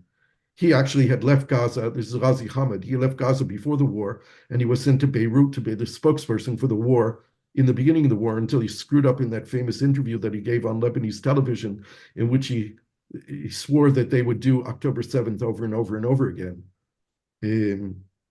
But until that time, he was my primary interlocutor in Hamas. So yeah, I was surprised. I was surprised at the brutality, at the atrocities, at the murder, of the dimensions of the attack that took place, of the hatred, of the inhuman behavior. And I wrote immediately after that Hamas lost its right to govern in Gaza. Hamas crossed the line between humanity and what's on the other side, and they no longer have the right to govern their own people. That was my sense at the beginning of the war. It's what I believe till today. They have lost it. Not that we can defeat Hamas militarily, we can't, and that should be obvious to everyone now 7 months into this war. We can only defeat Hamas politically, and here we have once again Netanyahu refusing to do that. Gershon, I want to speak about Razi Hamid because there obviously was a relationship. He becomes the spokesperson, he gives the interview, and you become quite vocal about your relationship and your view after his interview in particular. Tell us about that. I had spoken to Razi Hamid over the years more than 1,000 times. We met face to face 2 or 3 times. He was someone I continued negotiating with on behalf of Israel for the release of the bodies of 2 Israeli soldiers who were killed in 2014, Hagar Golden and Oron Shaul, and 2 Israeli civilians who were mentally not well and ended up in Gaza and being held captive in Gaza since 2014, Avera Mengistu and Hisham Asayed, an Ethiopian Israeli and a Bedouin Israeli. So Razi and I continued negotiating all the years, and we talked about everything from life and children and philosophy. And as a non-religious, as an atheist, I can say, he used to always joke with me and say, I'll pray for you. We had this kind of relationship where we talked about everything. And in the 3rd night of the war, I think it was, Israel bombed his house. And I contacted him and said, are you alive? And he answered. So I was relieved to know that he was alive. And I said, is it true they bombed your house? And he said, yes. And I asked him about his family, and he didn't answer. We started talking about what it would take to release hostages. I started already the 3rd or 4th night of the war talking about a release of the women, the children, the elderly, the sick, and the wounded. I had done research to find out how many women and teenage prisoners were in Israel. I found out the numbers. There were 39 women and 190 teenagers. I found out that none of them had killed Israelis. None of them were important Hamas people. None of them were from Gaza. They were all from East Jerusalem, mainly from the West Bank and a few from East Jerusalem. And I thought this was a deal that could easily be made. And I started talking to him about it. It was only 2 weeks later, I think, that I got a phone call from someone who used to be the advisor to Yasser Arafat on Hamas, who told me, Gershon, I ran into your old friend the other day. I said, where? I said, who are you talking about? He said, Razi Hamid. I said, where did you run into him? Are you in Gaza? He said, no, I'm in Beirut. And that was then that I discovered that Razi Hamid wasn't even in Gaza. I didn't know. He was talking to me that whole time, and I didn't know that he wasn't even at home. And for me, it was just so typical of the irresponsibility of the Hamas leadership, who were making decisions abroad that would bring about the death and destruction of the Gaza community of millions of people. And they were staying in hotels in places like Beirut and Istanbul and Doha. And I was really, really angry. And then there was that interview. on Lebanese television where Hamas was still riding on the success, so to speak, of October 7th. And they believed that they were on the road to liberating Palestine. And Ghazi Hamad in that interview had said Israel has no moral right to exist. It needs to be erased from the map. And October 7th will happen again and again and again and again until we take back all of Palestine. And it was just infuriated me. And I wrote him a letter telling him how irresponsible it was that they did, the atrocities that they committed, the horrors of killing children in front of their parents and parents in front of their children and burning people alive and rape and you name it. I put it all in that letter. And I wrote that you lost the right to be someone who talks to me. That's how I felt. And after a few days of sitting on this letter that I sent him, and the interview that he gave got so much international attention, I decided to make it public. And it went viral all around the world. I think everyone in the world saw that letter.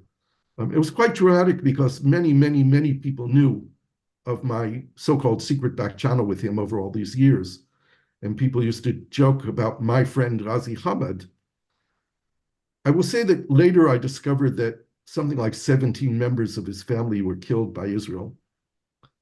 And I think that might have been what was behind that interview in Lebanon. I don't forgive him for that. But I did contact him later and said that if being in contact with you, we can save human lives, then I'm willing to talk to you. And we have been communicating over the last months. I do it very carefully and I inform the officials when I contact him.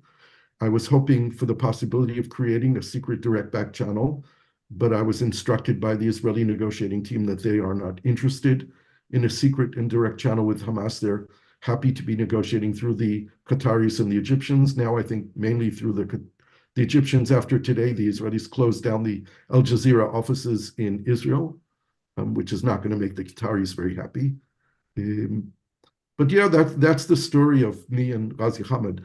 I have spoken to other Hamas leaders. I've been in contact with 7 or 8 Hamas leaders, both in Gaza and in abroad, in Istanbul, in Beirut, and in Doha. It's very difficult. It's impossible to be in contact with the Hamas leadership in Gaza today. I have no way of contacting them, and I haven't been in contact with them directly, except for one person who's no longer really in the leadership, but he was one of the founding members of Hamas, and we've communicated since the war has begun. My belief is that, I don't want to legitimize these people in any way, and I really think that they have no right to govern their people. I've believed for a very long time, for many, many years, that Hamas has to be a Palestinian problem, not an Israeli problem. That's what Arafat said to me once. That's what Mahmoud Abbas said to me many times. And other Palestinians, you Israelis need to make Hamas our problem. We will know how to deal with them when we have an alternative to offer to our people. But the more that Israel hits Hamas, the more it has grown powerful over the years. And I still believe very strongly there is no military defeat of Hamas, because Hamas is not just a government and an army, it's an idea and an ideology. And you don't defeat ideas and ideology militarily, you defeat them with better ideas and better ideology. And the better ideology that we have to use to defeat them is making the two-state solution real. Because that's the bottom line here, is we have 2 people living on this land, 7 million Israeli Jews, 7 million Palestinian Arabs between the Jordan River and the Mediterranean Sea, and no one's going anywhere. And everyone living in the land between the river and the sea must have the same right to the same rights. Whether it's 1 state or 2 states or 10 states, that's another question. Suddenly, ironically, surprisingly, the two-state solution is back in front of us. After I thought it was dead for years, it's back in front of us. And now we have to make it real. Gershon, given your understanding of Hamas, what do you think they actually intended to achieve on the 7th of October? What I understand from talking to them and from reading what they talked about and what their instructions were, the troops, they sent 1,500 of their elite fighters. I started talking back in 2008 that Hamas is recruiting youngsters, children from bereaved families, from people who have lost their homes in wars with Israel. And they were recruiting them with their distorted view of Islam, that the greatest commandment, the greatest achievement that you can make is being a martyr for Palestine, a martyr for Allah. This is your duty. And while you're doing that, becoming a martyr, you're also going to get revenge for Israel killing, for the Jews killing your family.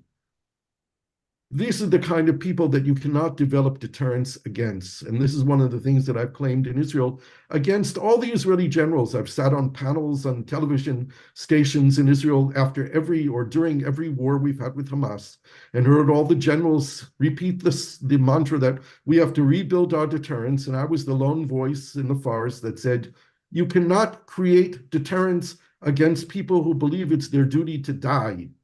There's no deterrence against that. What are you going to do? Threaten them? You're going to kill them? You're just fulfilling their wish. So this is who we're talking about. What they thought they were doing was sending 15,000 of their fighters into Israel. They expected 1,000 of them to be killed.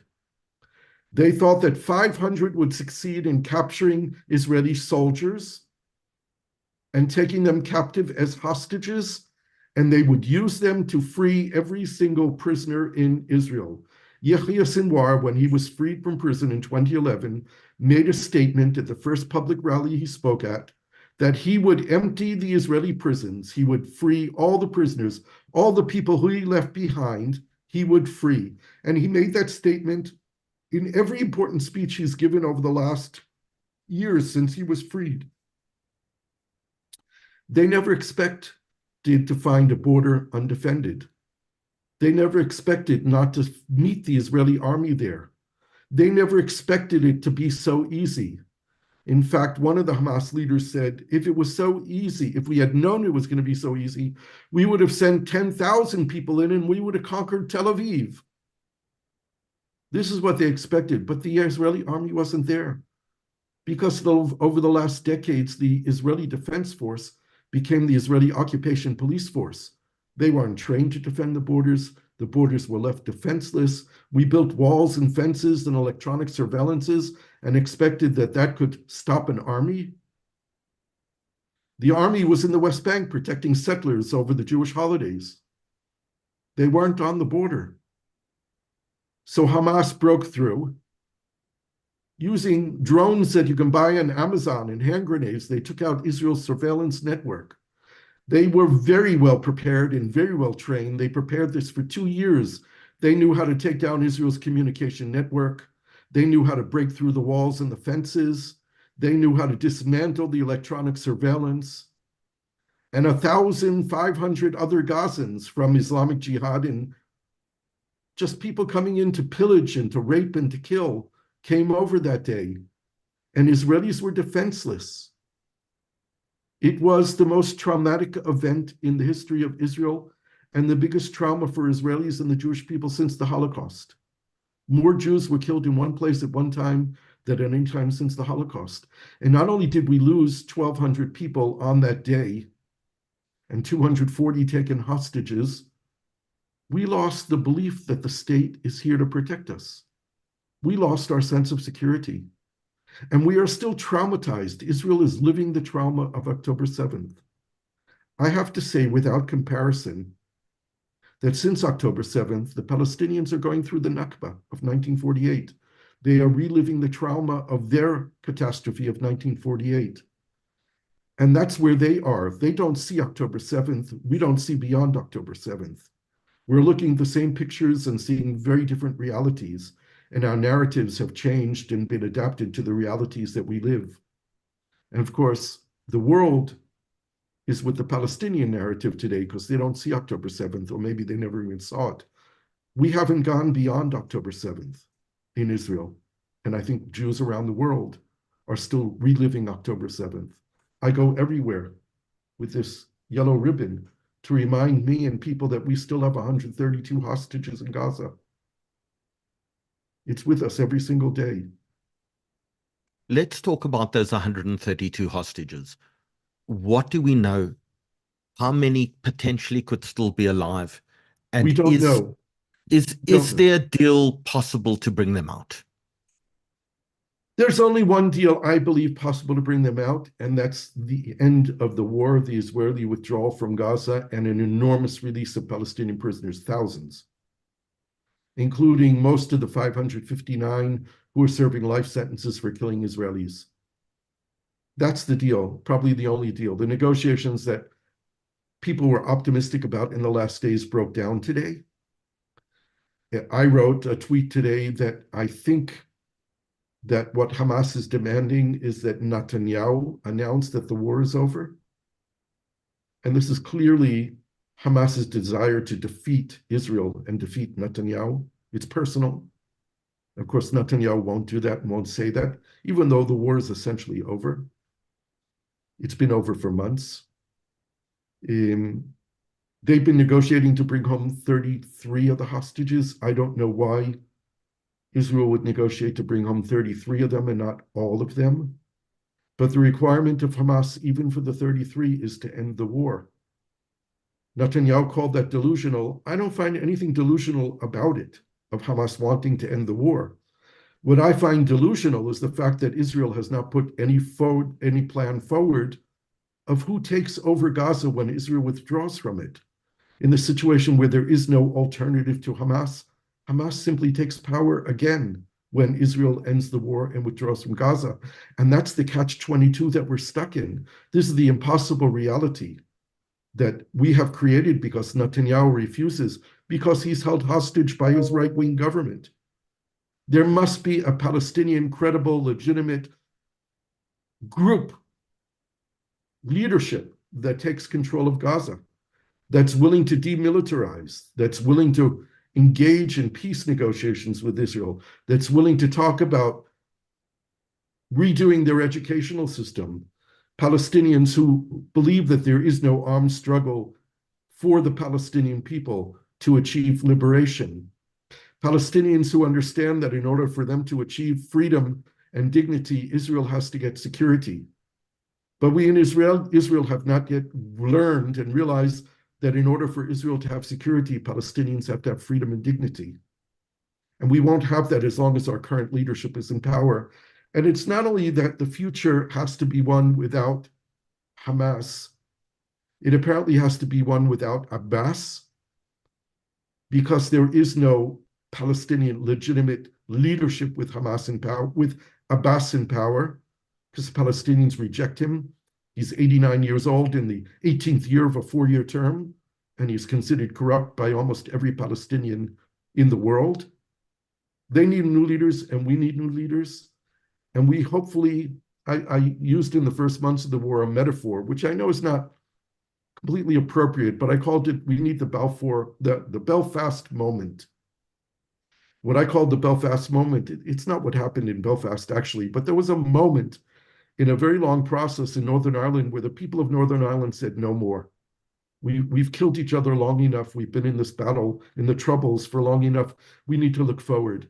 And in our reality, we Israelis and we Palestinians are not going to forget what was done to us and what we've done to each other.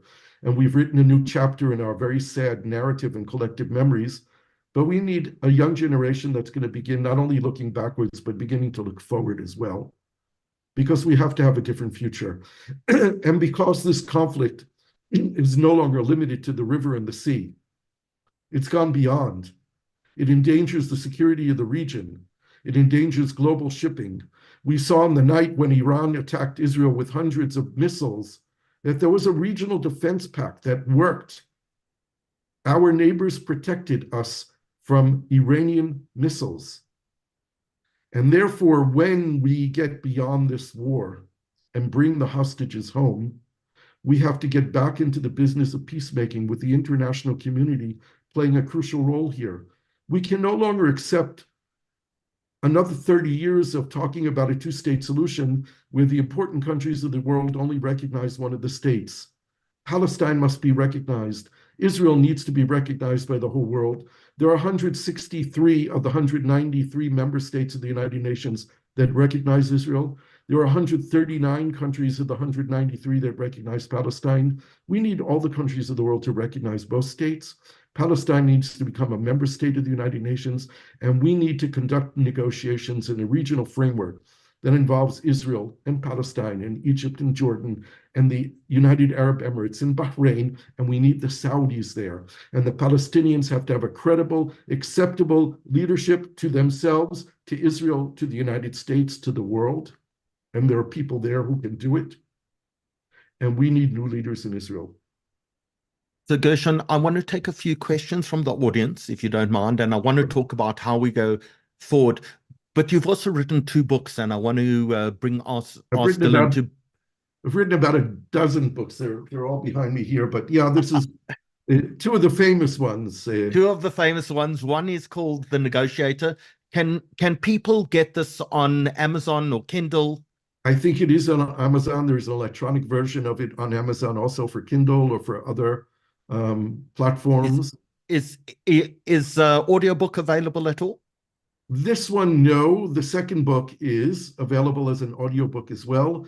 It was So published by if we can ask Vanderbilt. Dylan to bring up the second book, please, Right. In Pursuit of Peace in Israel and Palestine. Right. There's a That more up-to-date version of it in Hebrew. It was also translated and published in Arabic in Jordan and Lebanon. There's a Portuguese version of it published by the Jewish community in Brazil.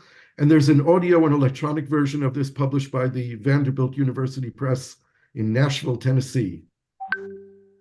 but This book is 38 years of insights, lessons learned, what went wrong in the peace process, and how we could do it right, I with a lot of personal certainly stories. I certainly encourage everyone, but also on your website, there are literally hundreds and hundreds of op-ed pieces that you've written that I certainly encourage absolutely everyone. Is it GershonBaskin.com Or .org.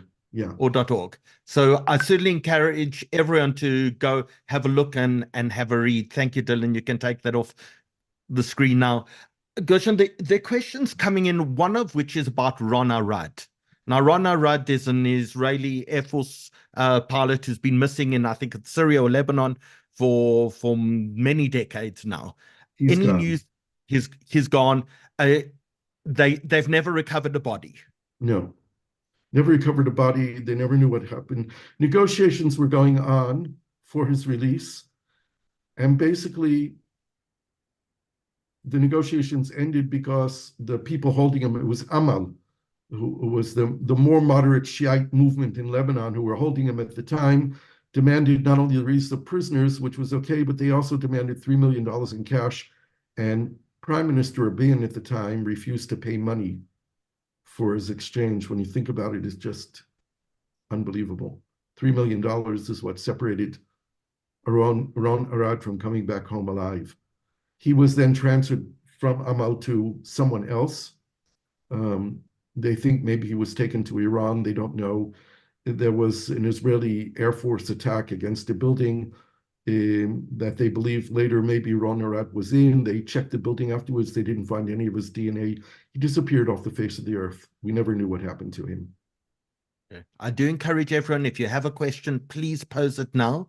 One of the questions that keeps coming up is that Netanyahu and the intelligence establishment in Israel seemed to have warning signs that something was happening in Gaza and did nothing about it. There were many warning signs, and there will be a National Commission of Inquiry founded when the war is over, headed by a Supreme Court judge, and everyone who had responsibility is going to be held accountable, starting with Netanyahu, who is the only person who refuses to take any responsibility.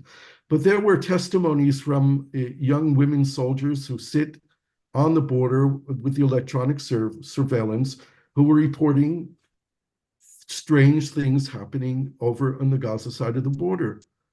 And their reports never made it up the chain of command, or if they did, they were ignored. Many people believed that they were ignored because they were coming from young women soldiers. Had there been young men soldiers reporting it, would have already been taken more seriously. But there were many other warnings and things that should have indicated that something was wrong.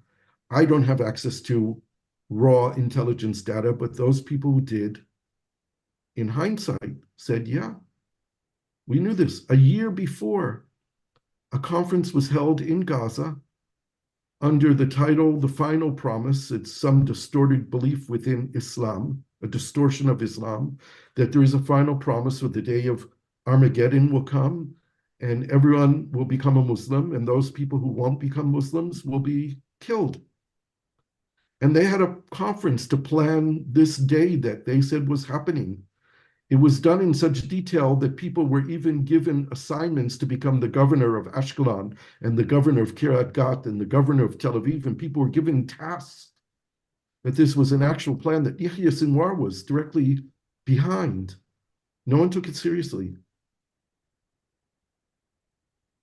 Who in the Israeli establishment actually understands genuinely what's happening in the Palestinian community, how to solve these things, what's real, what's propaganda?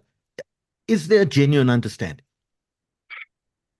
There are people in the academia, a handful who do, I believe, who have a real sense. Most of our so-called experts in Arab affairs understand the Arabs by reading the media or watching their television and don't spend very much time talking to Arabs.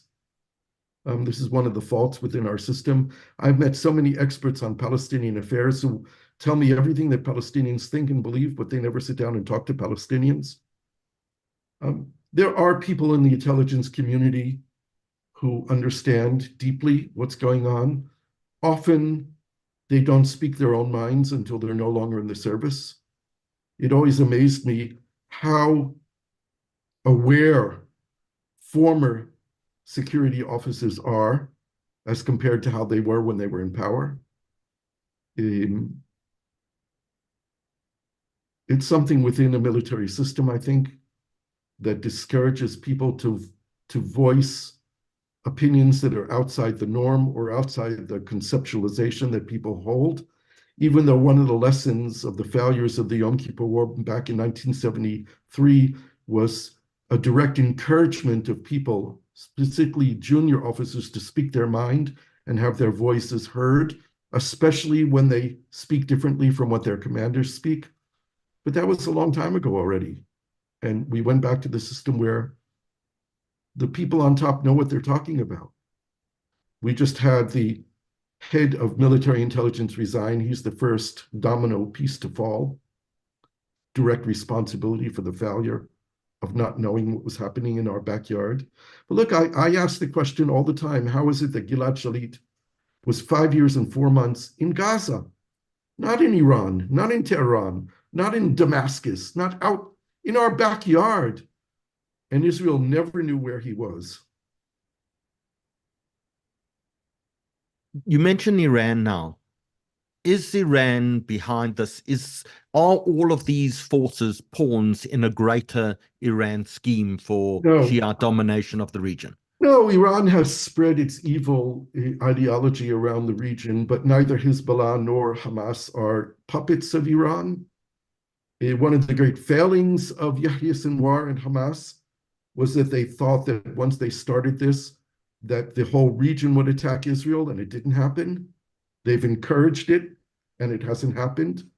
Iran has used its proxies, but even Hezbollah, which is a direct proxy, has fought Israel in a very limited way.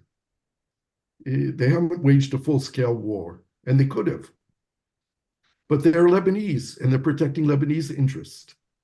They will stop shooting at Israel the day that the war in Gaza ends. But we have to deal with the Lebanese border. That's a different issue. Iran remains a threat to Israel.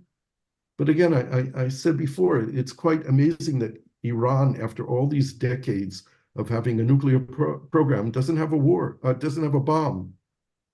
And I think it's because they have decided not to build a bomb. They could, if North Korea did it, if Pakistan did it. Iran is a very sophisticated country with lots of engineers and scientists. They could have certainly built a bomb by now if they had wanted to, but they haven't. It doesn't mean that they won't. They are at breakthrough. They can quickly assemble a nuclear weapon, but they haven't done it yet. They are a threat, which is really bizarre because there's no real conflict between Iran and Israel. I have a friend who was a stewardess on El Al. I think you call them a flight attendant these days. She was a stewardess back then in the 70s. She flew to Tehran 3 times a week. Israel built the Tehran airport. There were great relations. I think back when I was a university student in New York, I actually demonstrated against the Shah of Iran for his brutality to his own people. Boy, was that a mistake. We got after the Shah of Iran. But yeah, Iran is a problem, and Iran has its proxies, and They're all against Israel. Personally, I believe that if Israel were to manage to make peace with the Palestinian people, that we wouldn't see Iran's threats anymore as being there, that they would go away. Iran was one of the 56 members of the Conference of Islamic Countries that agreed to the Arab Peace Initiative that was issued in 2002, which said that if Israel withdraws from the territories it occupied in 67, allowed the Palestinians to have a state of their own with East Jerusalem as its capital and a just and agreed upon solution to the Palestinian refugee issue, all these countries, members of the Conference of Islamic States and the 22 countries of the Arab League, would make peace with Israel. Iran signed that. So, Gershon, I want to talk about how we go forward from this in our last remaining moments of this. You spoke about the need that Hamas has lost the authority to be able to rule Gaza, that Abbas has lost authority to lead the Palestinians, that Netanyahu has to be removed from office, that we need a new version of leadership in the entire region. And you've spoken as well about the need of everyone to be recognized for a genuine two-state solution to go forward. How do we achieve this? What are the steps? What are the practical things that we do in order to move beyond where we are at the moment? The sequencing of this is very difficult because we don't know who's going to take the first step. The international community led by the United States needs to recognize the state of Palestine, and Palestine needs to be granted membership in the United Nations. There's going to be another opportunity probably next month, again in the Security Council, and maybe the US won't veto it. I hope that they won't. Even if they abstain, it will go through and Palestine will be recognized and become a member state. That doesn't end the Israeli occupation, but it changes the parameters of the negotiations. The question of Palestinian statehood should not be under Israel's veto. This should be determined by the international community.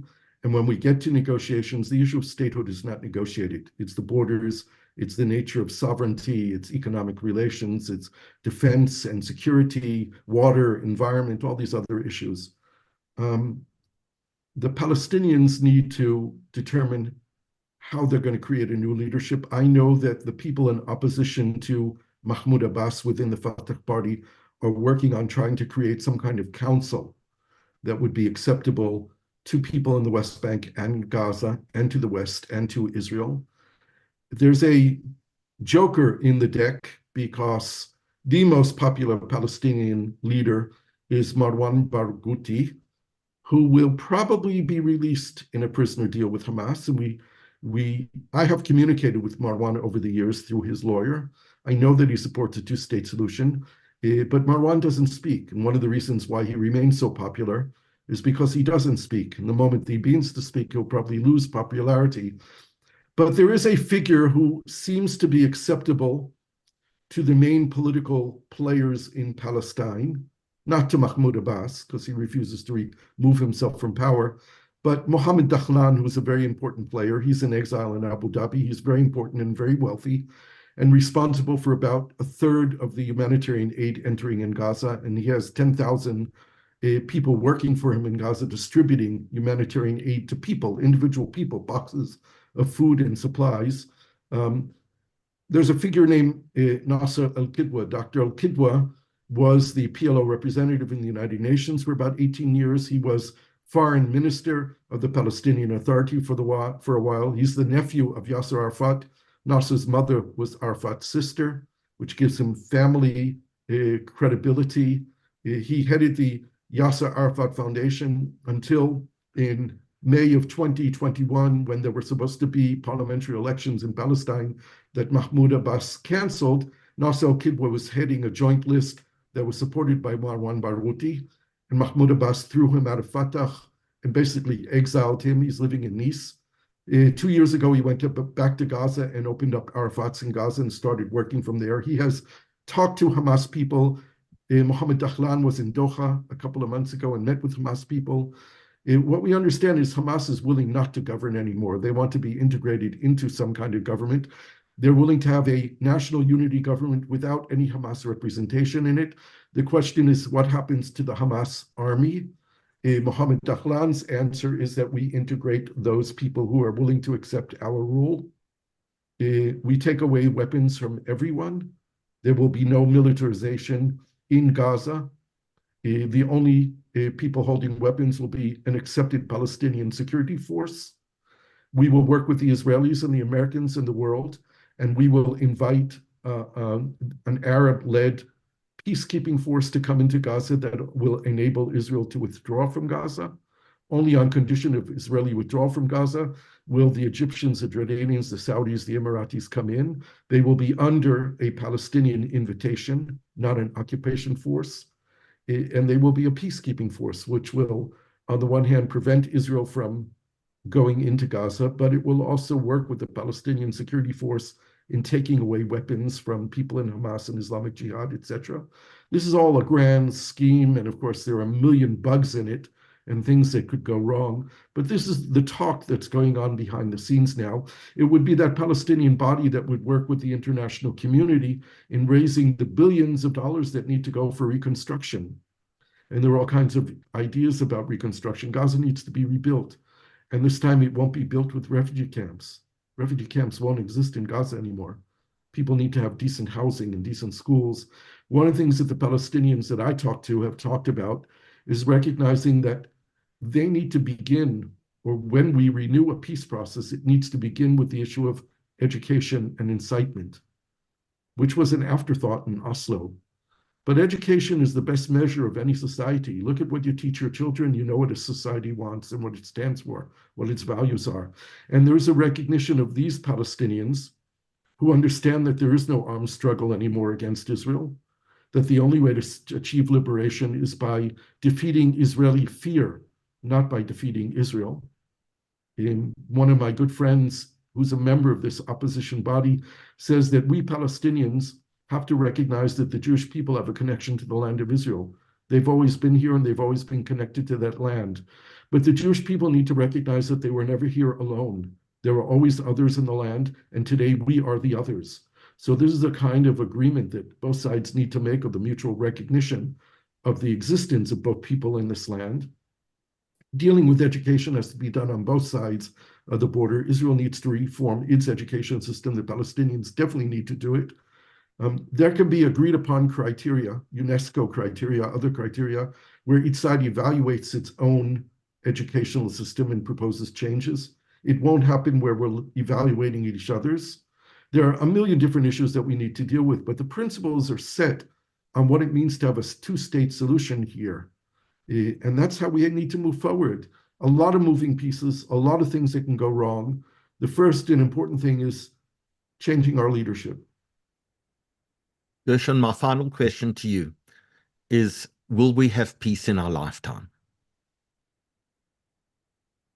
Oh my God. If it's up to me, we will. Fortunately, it's not up to me. I have even a more difficult question that I'm facing with my own children. I have 3 children who were all born in Israel, who grew up in Israel, who were educated in Israel. My daughter has left Israel. She left 6.5 years ago with my granddaughter because she and her native-born Israeli husband decided that they didn't want to raise their children in this society, this militarized society. And they left. They live in the south of France. My 2 sons live here in Jerusalem. They're grown-ups. One is married and the other is living with his girlfriend. And one of my youngest son doesn't see a future here.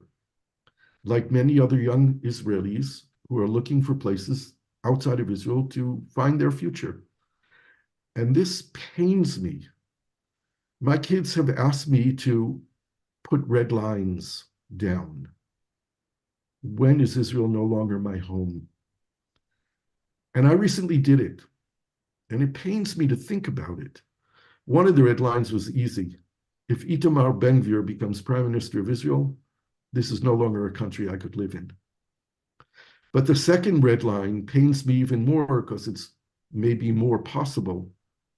And that's if Benjamin Netanyahu is elected to be prime minister after everything that has happened on October 7th. If the people of Israel elect him again, this is not a country I can live in. I have no other home in the world. This is the only place I want to live in. Jerusalem is the only city in the world I want to live in. This is my home by choice. And it saddens me enormously to think about the possibility that this may be a place that I can no longer live in. And of course, that's connected to whether or not we will live in peace. I live in peace. I meet Palestinians and talk to Palestinians every day. Palestinians in Gaza, I'm still in communication with. Palestinians in the West Bank, Palestinians around the world. I go into Palestine, I meet people, I travel freely and without fear. I know that it's possible. I know that when you stretch out your hand in peace, it's generally received in peace. And that's what we have to learn. We have to replace our burning desire for revenge. And believe me, it's a very strong feeling. What they did to us, we want revenge. We need to replace that with compassion, which is really hard to do. We need to know that the victimhood that the Palestinians have been living for years, that we as Jews have lived with it for millennia. The greatness of Zionism was that we decided we would no longer be victims. We would take control of our destiny, of our history. And it's time for the Palestinians after October 7th to stand up and say, there is no armed struggle that we can win. We have to stop being victims. We have to take control of our destiny. And we have to verbalize our compassion toward the other people living in this land. My very good friend Samer Sinjalawi, who's one of the Palestinian leaders of the opposition to Mahmoud Abbas, shortly after October 7th, went down to Kibbutz Kfar Aza, and he visited there. And there was Jason Greenblatt, the former advisor of Donald Trump, was there, and he was making a documentary film, and he asked Samer if he could be interviewed. And Samer was interviewed in this film and said, I came here to say, to witness what was done here in Kfar Aza, because even though I'm not Hamas and I've never been Hamas and never support Hamas, this was done in my name and I bear responsibility for it. So I came to pay my condolences to the victims of the people who were killed and taken hostage in Kfar Aza. And that was an enormously brave thing for him to do. He was attacked by fellow Palestinians, but he stood by it. He wrote about it. He wrote a big op-ed piece in the New York Times calling on Mahmoud Abbas to step aside. Very brave to do. But these are the kind of Palestinians that we need to see in positions of leadership. And Samer's a nationalist. He believes in Palestinian identity. He's a Jerusalemite who has lived in Jerusalem for generations, and he wants Palestine to be free. But he appears on Israeli media. He goes to Channel 14, that makes Fox television look peaceful. They want to interview me all the time. I won't go there. But Samer says, I need to talk to everyone in Israel.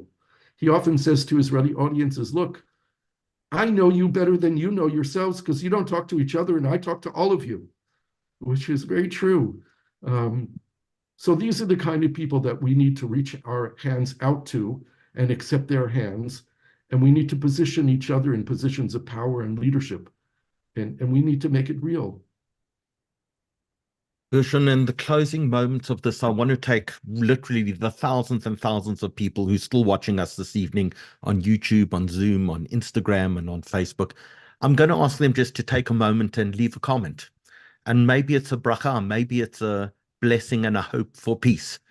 Because I think we've all been enormously traumatized by not only the events of the 7th of October, but what's happened in Gaza. We've been traumatized by the remarkable rise in anti-Semitism that we'd never believed in our own lifetime that we would see in our own lifetime. And I think Jews around the world, not just in Israel, are questioning whether they're safe, whether they're accepted, whether they have a home in the countries in which they live, Israel included. Yeah, it's very frightening. I agree. These are frightening times, but I want everyone just, if you would take a moment just to please leave us a message on whatever platform you're watching us this evening. And also to remind people that Yom HaZikaron started this evening. There are sirens that will wail in Israel. to commemorate the Holocaust and the 6 million Jews who were massacred during the Holocaust. There are commemorative ceremonies in both Johannesburg and in Cape Town, and I'm going to please ask Dylan to post in all the chat sections if you'd like to attend one of the commemorations tomorrow in Johannesburg or Cape Town, and there may even be in Durban as well. You can please pick up the details from the chat section as well. But as we say goodnight to everyone, if you can just leave us a message, and I'm going to, Gershon, as well, before I ask you to close, I'm going to send you copies of all of the comments from all of the viewers tonight, Wow. because I think we've engaged in a real, meaningful and deep discussion. This hasn't been light and airy, and not everyone will agree with everything. Sure. And that's exactly what we want. But I think we've expanded Even the my wife conversation. doesn't agree with me all the time, so it's okay. but before you close, there was something when you were in South Africa that you told that deeply moved me, and I wonder if just before your closing moments you will tell the story, because we touched earlier on the release of the 1,027 hostage prisoners, and the fact that the people who killed your wife's cousin were released, and they did come to you. There was an emotional moment where they came to you because no one had consulted with them at all. They too were victims in all of this. Yeah, I didn't actually meet the ones who had killed my wife's cousin. One of them, the person mainly responsible, was actually killed by Israel at the beginning of the war in Gaza. He had been exiled to Gaza. But there was, I don't know if this is the story I told you, but there was, in 1989, I rented my first office in East Jerusalem, right across from the Damascus Gate in the heart of East Jerusalem. And the office that I rented had been vacant for 3 years, and I didn't know why, but people told me after I had taken over the office, this was during the first Intifada, I was the only Israeli Jew in East Jerusalem in those days, but they had told me that the office was vacant because there was an Israeli woman had rented that office. She was a fixer. She helped Palestinians get licenses and permits. She was murdered in that office. I didn't know the story. I heard about it only after I took the office. One of the people who was released in the Shalit deal was the person who murdered her. And he approached me after he was released and wanted to meet with me. He didn't know that I rented that office, but he wanted to meet me and thanking me for helping get him released. And I had a meeting with him in East Jerusalem. I asked him in the course of our discussion, did he have any regrets? He said to me, I was a soldier taking orders. I did what they told me. I was acting on behalf of the Palestinian people in our cause for liberation. I don't have regrets. And I asked him, what about your children? He said, one of my daughter's a doctor and my son is a lawyer. I asked him, did you educate them to be part of the struggle? He said to me, only peacefully. And I thought that was telling of how from one generation to another, he spent, I don't know, 20 years in prison or more. He did not educate his children in the same way that he was educated. I later met the daughter of the woman who was murdered. She's a very famous Israeli television producer. I had asked her if she might be interested in talking to the person who killed her mother. I didn't expect that she would say yes, and she didn't. She wasn't interested. But she has very, very opinions that are very much like mine. Her mother was killed by a Palestinian who was released in the Shalit deal. She's one of the big critics of Netanyahu as well, and the failures of Israeli society over these times. There are all kinds of people and all kinds of stories, and of course, we're an accumulation of our life's experiences. I wanted to conclude by, you talked about Yom HaShoah, which began tonight. In a couple of weeks, we have Israeli Memorial Day and Israel Independence Day following the next day. There is every year for the last 14 years a joint memorial ceremony of Israelis and Palestinians led by two Israeli-Palestinian organizations, the Israeli-Palestinian Bereaved Families Forum and Combatants for Peace. And for 14 years now, they've been holding a joint Memorial Day ceremony, recognizing people who have been killed in this conflict. and the importance of reconciliation. This year, because of the reality on the ground, they're not doing it in public. Last year was attended by thousands of people who will only be online. So if you look for the joint Israeli-Palestinian Memorial Day ceremony, you'll be able to watch it online. They are also combatants for peace, this joint Israeli-Palestinian organization of people who were combatants in this conflict are also going to be doing on May 15th a joint Nakba ceremony. And they invite people around the world, Israelis and Palestinians and others around the world, to go online and also watch this ceremony. And I think this is part of the challenges that we face in recognizing the bereavement that we've gone through, the suffering, and looking at the narratives of the other side, not having to agree, but until we open up the window and begin to understand it, we'll never make peace. And as difficult as it is for Palestinians to look at Israeli Independence Day and try to understand why we're celebrating, it's difficult for Israelis to look at the Nakba ceremony and understand their trauma that they've been living through their whole lives. But it's something that's challenging and important to do, and it's a step that we need to do, as difficult it is to do. And I encourage everyone who's here this evening to participate in both ceremonies. You know, we mentioned earlier Herb Kalman, who had taught me, and one of the things he taught me was about mirror imaging in conflict, of how each side often perceives the other as intransigent, of unsympathetic, and they view each other in almost identical ways. Yeah.